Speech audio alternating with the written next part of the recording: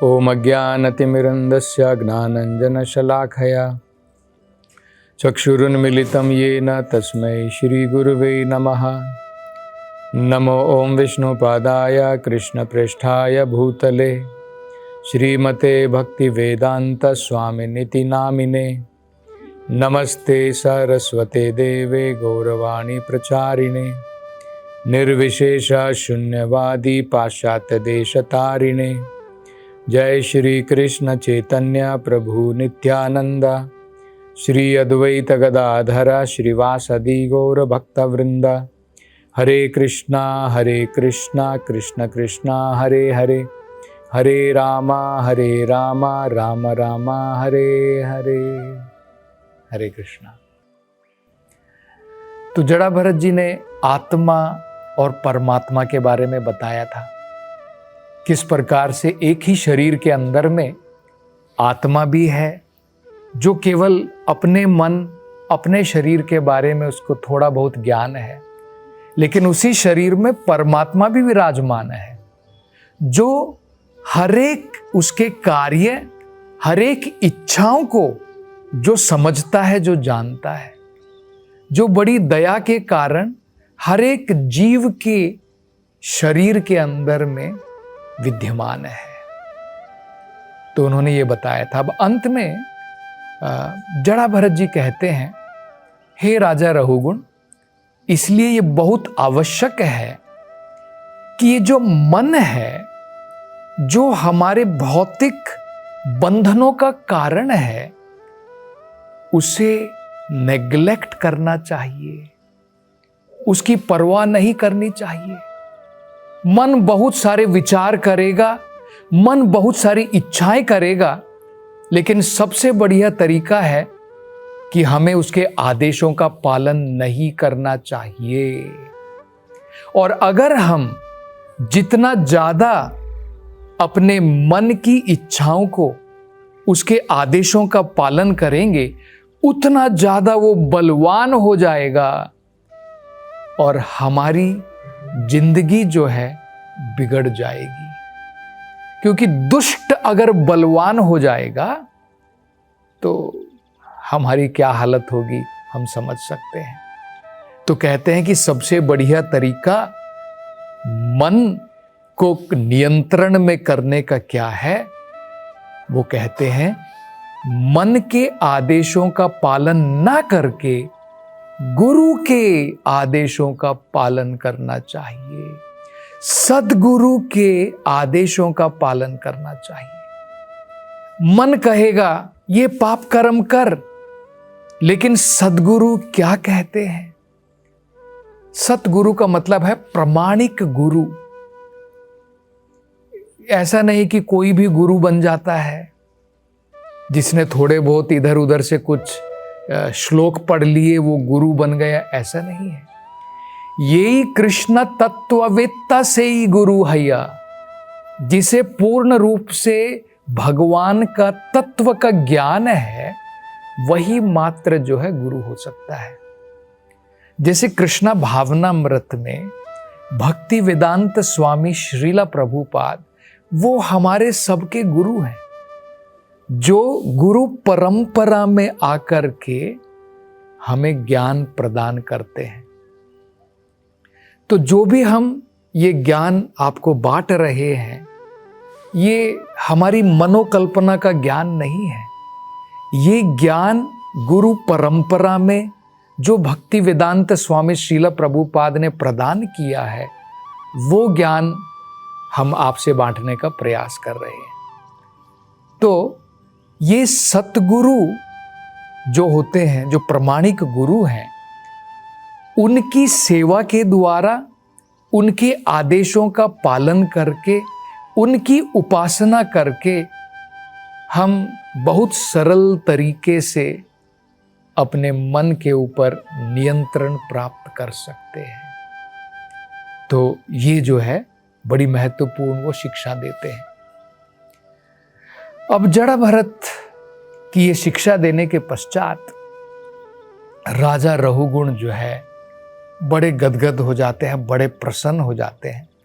लेकिन उनके मन में अभी भी कुछ संशय हैं अभी भी कुछ डाउट हैं, अभी भी कुछ प्रश्न हैं जिनको वो थोड़ा और विस्तार से समझना चाहते हैं। लेकिन इससे पहले वो अब जो है कुछ प्रशंसा के शब्द जो हैं अपनी तरफ से प्रकट करते हैं जड़ा भरत के लिए, क्योंकि जड़ा भरत ने उनको इतना महत्वपूर्ण ज्ञान जो प्रदान किया है। तो कहते हैं, देखिए क्या कहते हैं, नमः नमः कारण विग्रहाय। वो कहते हैं कि मैं आपको बार बार प्रणाम करता हूं, नमः नमः। और किन शब्दों के द्वारा संबोधित कर रहे हैं? कारण विग्रहाय। कारण का मतलब है भगवान जो सभी चीजों का कारण है। सर्व कारण कारणम। हमारा कारण कौन है? हमारे माता पिता। हमारे माता पिता का कारण कौन है? उनके माता पिता। उनके माता पिता का कारण कौन है? उनके माता पिता। लेकिन सबका कारण कौन है? सबका कारण है भगवान। तो जड़ा भरत का जन्म कहां से हुआ था? जड़ा भरत किनके पुत्र थे? जड़ा भरत ऋषभ देव जी के पुत्र थे। अपने पहले जीवन में वो भरत महाराज थे। और किनके पुत्र थे? ऋषभ देव। और ऋषभ देव कौन थे? स्वयं भगवान के अवतार थे। तो इसलिए रहुगुण जो है जड़ा भरत को क्या कह रहे हैं? कारण विग्रहाया। जिन्होंने भगवान के शरीर से जन्म लिया है। कारण मतलब भगवान, विग्रहाय मतलब जिन्होंने अपना रूप भगवान के शरीर से लिया है। तो पहले उनको ये संबोधित करते हैं। आगे कहते हैं द्विजबंधु लिंग निगूढ़ा। वो कहते हैं कि आपने ब्राह्मण के घर में जन्म लिया है, लेकिन आप फिर भी ब्राह्मणों के कार्यों में नहीं लगे हैं। तो जो व्यक्ति जिसने ब्राह्मण के घर में जन्म लिया है उसे क्या बोलते हैं? द्विज बंधु या ब्राह्मण बंधु। ब्राह्मण नहीं कहलाता है, ब्राह्मण के घर में जिसने जन्म लिया है। जब उसमें ब्राह्मण के गुण आ जाते हैं, जब वो ब्राह्मण के कार्य करता है, तब वो ब्राह्मण कहलाता है। अन्यथा उसको हम क्या कहेंगे? ब्रह्मा बंधु, द्विज बंधु। तो यहां पर जड़ भरत जो हैं वो ब्राह्मण के कार्यों में नहीं लगे, क्योंकि वो उन सबसे ऊपर जा चुके हैं।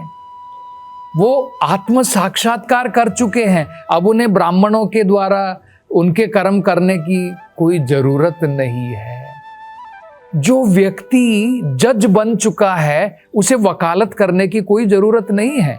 वो तो ऑलरेडी जज की पदवी ग्रहण कर चुका है। तो इसलिए वो कहते हैं द्विज बंधु लिंग निगूढ़ा, कि आप द्विज बंधु के रूप में हैं, लेकिन आप तो छुपे हुए वो व्यक्ति हैं जिन्होंने आत्म साक्षात्कार कर लिया है। बाहरी रूप से लग रहा है कि आपने ब्राह्मण के घर में जन्म लिया है, आप ब्राह्मण के कार्यों में नहीं लगे हैं, लेकिन आप तो निगूढ़ा हैं, मतलब ढके हुए हैं। क्यों? क्योंकि आप पूर्ण रूप से आत्म साक्षात्कार हैं। फिर कहते हैं कि निगूढ़ः कुदेह। वो कहते हैं कि हे ब्राह्मण, हे जड़ा भरत, लेकिन क्या करूं? ये जो मेरी देह है, ये जो मेरा शरीर है, ये क्या है? कुदेह। ये अनेकों प्रकार की गंदगियों से भरा हुआ है। इसके अंदर में हमें पता है, हमारे शरीर के अंदर में दो प्रकार की गंदगियां हैं। एक तो स्थूल गंदगियां हैं, मल है, मूत्र है। ये शरीर बाहर से बहुत बढ़िया लगता है, लेकिन थोड़ी सी अगर हम इसकी त्वचा निकाल दें तो अंदर क्या है हमें दिखाई देगा? सब गंदगियों से, मल मूत्र, लहू, हड्डियां, इन सब चीजों से भरा हुआ है, ऊपर से बढ़िया प्रकार की पैकेजिंग की हुई है, इसलिए ये हमें सुंदर दिखता है। तो कह रहे हैं कि मेरा ये जो शरीर है कुदेहा, गंदगियों से भरा हुआ शरीर है। दूसरी गंदगी कौन सी होती है? दूसरी गंदगी दिखाई नहीं देती है। मल मूत्र तो त्यागने के बाद में दिखाई दे जाते हैं, लेकिन काम, क्रोध, मदा, मोह, लोभ, ये जो गंदगियां हैं ये तो दिखाई नहीं देती है। ये सारी मन की गंदगियां हैं। तन भी गंदा, मन भी गंदा। तो कह रहे हैं कि मेरा शरीर जो है कुदेहा, मेरा शरीर भी अंदर से अनेकों प्रकार की गंदगियों से भरा है, और मेरे मन के अंदर में भी क्रोध है, लोभ है, मोह है, माया है। तो इसलिए अपने आप को कह रहे हैं कि मेरा शरीर जो है कुदेहा। आगे क्या कहते हैं? मान अहि विदिष्टा दृष्टे। वो कहते हैं मान के कारण, अहंकार के कारण, मान, हमें गर्व हो जाता है ना, अरे मैं तो ब्राह्मण हूं, मैं तो राजा हूं। ये गर्व जब हमें आ जाता है तब क्या होता है? वो कह रहे हैं मान अहि, ये जो मान का जो सर्प है, वो मान को एक सर्प बताते हैं। सांप होता है ना, काट लेता है, काटने के बाद में क्या होता है? सारा शरीर नीला पड़ जाता है, जहर से भर जाता है। तो कहते हैं ये मान रूपी सर्प ने मुझे काट लिया है, उसके कारण दृष्टे, मेरी दृष्टि जो है अब मुझे सही प्रकार से नहीं दिख रहा है। क्योंकि तभी तो कह रहे थे ना, अरे तू इतना हट्टा कट्टा व्यक्ति है, चल अच्छे से लेकर के चल पालकी, तू मेरा दास है, मेरे आदेशों का तुझे पालन करना है। तो ये सब क्यों है? वो कह रहे हैं कि एक तो मेरा शरीर गंदा, मेरा मन गंदा, और ऊपर से जो है वो कहते हैं मान के कारण मुझे जो है सर्प ने मानो काट लिया है, और उसके कारण अब मेरी दृष्टि जो है मुझे सही प्रकार से, मेरा दृष्टिकोण, मेरा नजरिया अब सही नहीं है। तो ये भी कह रहे हैं। अब आगे कहते हैं देहात्म बुद्धि ज्वर आमाया आर्तस्य। वो कहते हैं देहात्म बुद्धि के कारण, देहात्म बुद्धि का मतलब क्या होता है? जो व्यक्ति देह को आत्मा समझता है, जो व्यक्ति सोचता है ये शरीर मैं हूं, वो कौन से स्तर पर है? देहात्मा बुद्धि, जानवर के बराबर है। जानवर भी यही सोचता है। एक कुत्ता सोच रहा है मैं कुत्ता हूं और मेरा काम भौंकने का है। गधा सोच रहा है मैं गधा हूं और मुझे कपड़े, अनेकों प्रकार के बोझ उठा करके लेकर के जाने हैं। इसे क्या कहते हैं? देह आत्मा बुद्धि, इसको कहते हैं देहात्मा बुद्धि। तो कह रहे हैं इस देहात्मा बुद्धि के कारण ज्वर आमाया आर्तस्य, इसके कारण मैं एक प्रकार की ऐसी अवस्था में हूं, बीमार अवस्था में हूं, मानो ज्वर आ गया हो, मानो बुखार आ गया हो, मतलब एक प्रकार की बीमार अवस्था में हूं मैं। और आगे देखिए क्या कहते हैं। तो कह रहे हैं ये जो आपके वचन हैं ये बिल्कुल अमृत के बराबर है, और मैं जो हूं, मेरी जो अज्ञानता है वो एक बीमार अवस्था है।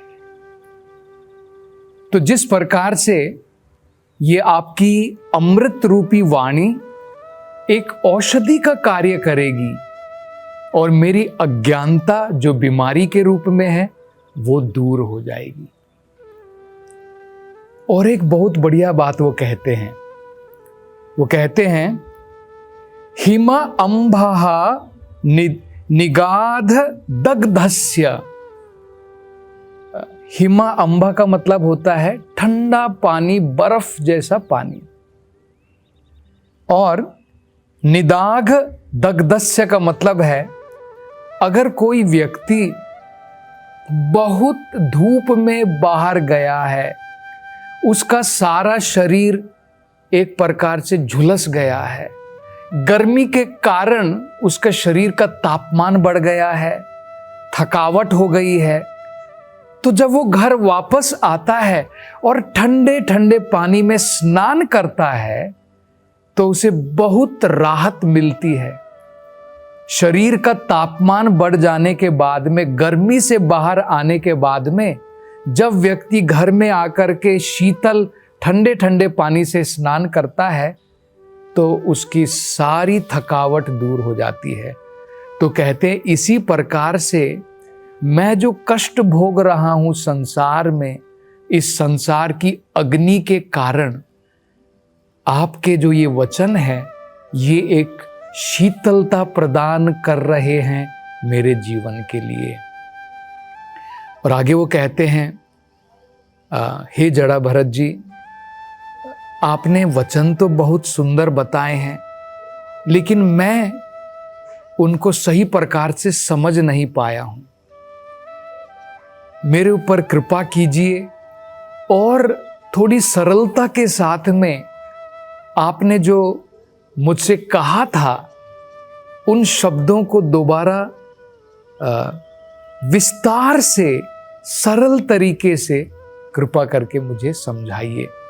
मैं इसको समझने के लिए अत्यंत उत्सुक हूं, बहुत जिज्ञासु हूं। तो ये बड़ी महत्वपूर्ण गुण है राजा रहुगुण में, क्योंकि वो जानना चाहते हैं, वो प्रश्न कर रहे हैं, वो चैलेंज नहीं कर रहे हैं, बड़ी विनम्रता के साथ में वो प्रश्न पूछ रहे हैं। भगवत गीता में यही बताया है, परिप्रश्नेन सेवया, हमें प्रणिपातेन, सबसे पहले पूर्ण रूप से गुरु की, प्रामाणिक गुरु की शरण में जाना है। परिप्रश्नेन सेवया, प्रश्न पूछने हैं और सेवा में लगना है। तो अब आगे जो है जड़ा भरत जी क्या उत्तर देंगे उसकी चर्चा हम अगली कथा में करेंगे। हरे कृष्णा।